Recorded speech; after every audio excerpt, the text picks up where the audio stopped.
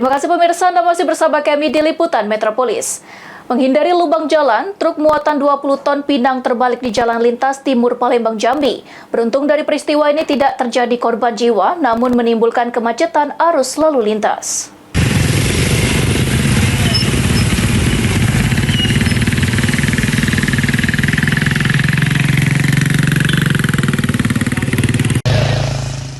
Kecelakaan lalu lintas terjadi di Jalan Lintas Timur Palembang, Jambi, tepatnya di kilometer 111 Desa Pinang Banjar, Kecamatan Sungai Lilin, Kabupaten Musi Banyuasin.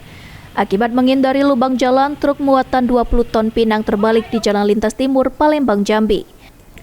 Beruntung tidak terdapat korban jiwa dalam kejadian ini, namun kondisi truk yang terguling menyebabkan sebagian badan jalan tertutup muatan, sehingga mengganggu kelancaran arus lalu lintas di lokasi kejadian.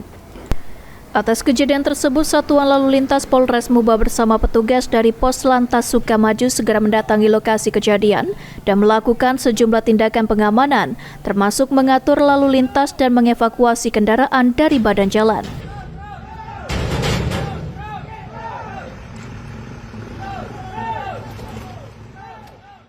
Ruzi Iskandar, PAL TV.